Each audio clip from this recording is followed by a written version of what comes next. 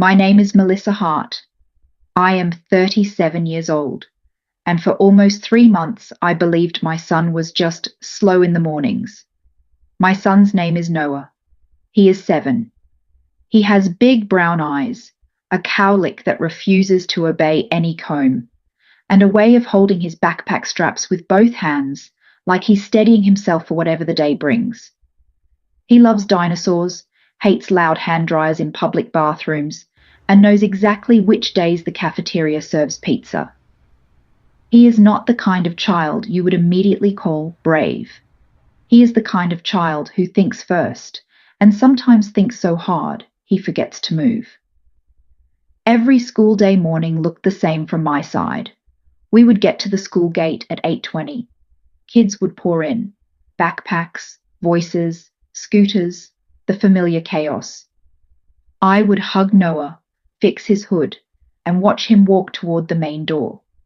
He always walked slowly, looking at the ground, backpack just a little too big for his shoulders. At the door, the crowd would swallow him, and I would turn away and go to work. From my side, the story stopped there. The first time I noticed something was wrong was such a small thing that I almost filed it away with all the other small things. Noah's teacher, Ms. Lewis, sent a short email in October. Just checking in. Noah has been arriving a bit late to class most mornings. Nothing major, just 5 to 10 minutes. Wondering if something is going on at home? At home, nothing was going on. We weren't running late. We left the house at the same time we always had. We reached school on time. I wrote back. He gets here by 8:20 with me every day, so I'm not sure why he's late to class. I'll ask him. That evening, I did ask him. I said, "Hey, buddy, Ms. Lewis says you're getting to class a little late sometimes. Is it hard to get to the classroom?" He was building a Lego dinosaur on the living room rug. He didn't look up. He said, "I just forget my stuff sometimes." I said, "What stuff?" He shrugged. "Just stuff." And I did the thing I am most ashamed of now. I let it go. Because we were always rushing. Because dinner needed to be made. Because there were emails to answer and baths to run and laundry to fold. Because just stuff sounded small, and he didn't look upset when he said it. Because I wanted it to be small. The next piece came from somewhere I didn't expect, the aftercare teacher. Noah goes to after-school care 3 days a week. One Tuesday when I picked him up, the woman who runs it, Alina, said, almost casually, "Is Noah okay about mornings? He's so quiet when I see him before school." I frowned. "You see him before school?" She nodded. "Sometimes he sits in the hallway near the coatroom. I just say hi when I'm walking to my room." There was a pull in my stomach then, like an elevator starting to move. I said, "What time is that usually?" She said, "Oh, right before the bell. He's just there." I figured he was tying his shoes or waiting for a friend. We drove home in silence that day, Noah humming to himself in the back, tapping his shoes together. I kept seeing the hallway in my mind, the coatroom hooks, my son just there. That night, after he fell asleep, I sat on the edge of his bed and watched him breathe. 7-year-old faces look younger when they're asleep, as if the day has been carefully put away. I decided that the next morning I would not leave when the door swallowed him. The next morning we got to school at 8:20. I hugged him, fixed his hood, watched him walk slowly toward the door like always. But this time, when he went in, I waited 10 seconds and then followed him. I didn't go far. I stood just inside the main door, near the notice board, pretending to study a poster. From there you could see the coatroom hallway. Noah did not go straight to his classroom. He slipped to the right, into the narrow hallway lined with hooks and cubbies. No one else was there yet. Most kids were still in the main flow of traffic, yelling and laughing and dropping lunchboxes. Noah walked to the very last set of hooks, past his own, all the way to the corner. There, beside a big metal cabinet, there was a small gap, just wide enough for a skinny 7-year-old with a dinosaur backpack. He stepped into the gap. He turned his face to the wall, and he stood there, perfectly still, backpack on, hood up, hands at his sides. I watched the clock above the office door. 8:23, 8:25, 8:28. Children passed by the hallway entrance. No one looked down to the corner. No one saw him. At 8:29 the bell rang. A wave of kids ran in. Teachers' voices echoed, "Let's go, everyone, to class." Noah waited until the hallway was almost empty. Then he stepped out of the gap, adjusted his backpack, and walked slowly toward his classroom, like nothing had happened. He wasn't late because he walked slowly. He was late because he was hiding. I could have walked away then. I could have pretended I hadn't seen. Instead, I walked down the hallway toward him. He didn't see me until I was almost there. When he did, he froze. His eyes went huge. "Mom, what are you doing here?" I said as gently as I could. "I could ask you the same thing." He swallowed, looked at the floor, at the cabinet, at the floor again. "I was just putting my backpack away." "It's still on your back," I said. He didn't answer. Behind us, a few kids ran by, yelling to each other about something in the playground. The hallway felt too bright, too sharp. I knelt so we were the same height. I said, "Noah, are you hiding here in the mornings?" He nodded once, very fast, like he hoped I wouldn't notice if he did it quickly. "Why?" I asked. He held onto his backpack strap so tight his knuckles went white. He whispered, "Because the line." I said, "What line?" He said, "The morning line. When we stand outside the classroom. They push, and they shout. And they say I'm taking too long. And sometimes Jacob takes my hat and throws it, and everyone laughs, and Ms. Lewis says, 'Boys, that's enough. Get in.' But she doesn't see when they do it more. And if I go after the bell, the line is gone. I can just go in." He took a shuddery breath. "And then no one touches me." That was the moment my heart actually hurt. Physically, like something had pressed down hard from the inside. I had been telling everyone who would listen that my son was just not a morning person. He was hiding behind a cabinet so that no one would touch him. That day, I walked him all the way to his classroom door. I did not care if I looked like the overprotective mother. I did not care that he was 7 and not 5. I stood there until he went in. I stood there longer than I needed to. Then I went to the office and asked to speak to Ms. Lewis. I did not walk in with accusations. I walked in with a picture I could not get out of my head. My son, squeezed into a strip of space beside a metal cabinet, watching the floor while other children rushed by. Miss Lewis looked tired when I came in.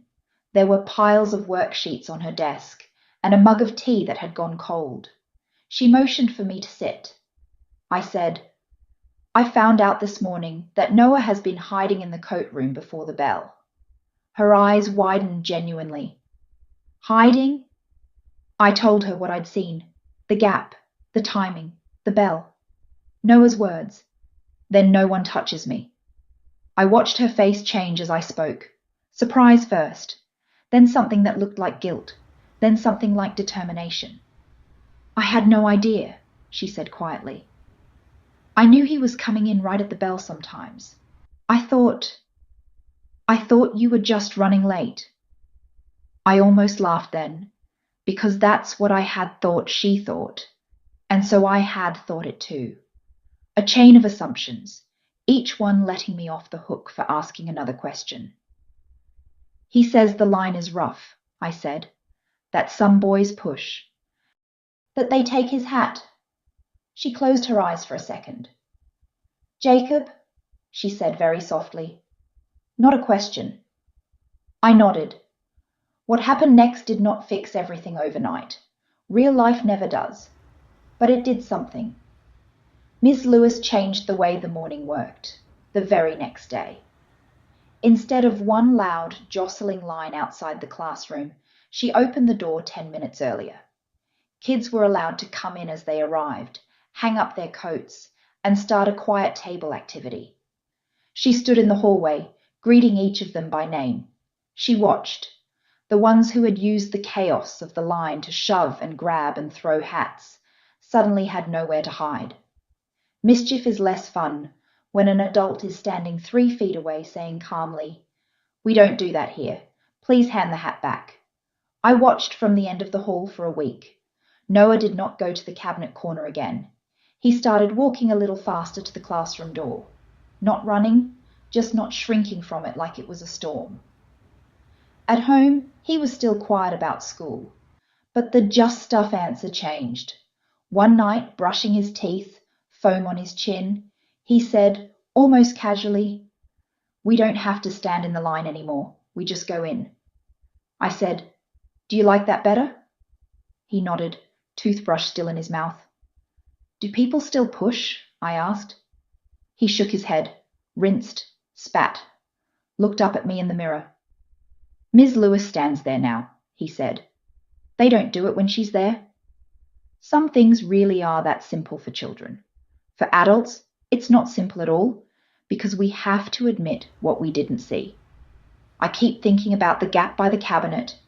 I keep thinking about how many days he stood there that I did not know about. 15? 20? More? How many times he chose to squeeze into that narrow space instead of asking me for help. I asked him one evening when the memory had stopped making me cry every time I thought about it. I said, "Why didn't you tell me, Noah? About the line? About the pushing?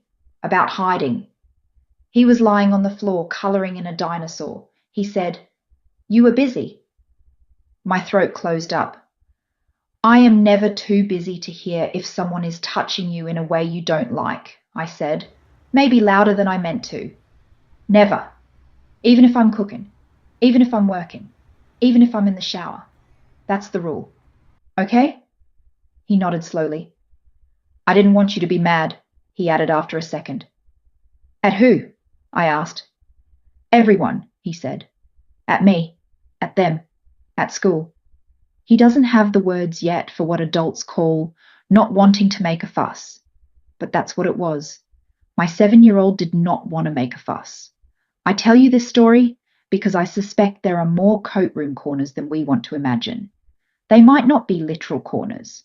They might be the farthest bench on the playground, the quiet stall in the bathroom, the last seat on the bus. The places our children go to make themselves small when something feels too big. We see the leaving in the morning, the backpack moving away from us. We see the arriving in the afternoon, the jacket half zipped, the tired eyes. We don't see the hallways in between. We do not know unless we look. Now, every few weeks, I do something that feels almost sneaky and entirely necessary. I linger. I stand where I can see more than just the front gate. I watch what my son does when he thinks the part of the day that belongs to me is over. I don't always see something dramatic. Most days I see nothing at all. Noah walks in, hangs up his coat, joins a table, starts drawing. But even the days when I see nothing are different now, because I know what I am looking for.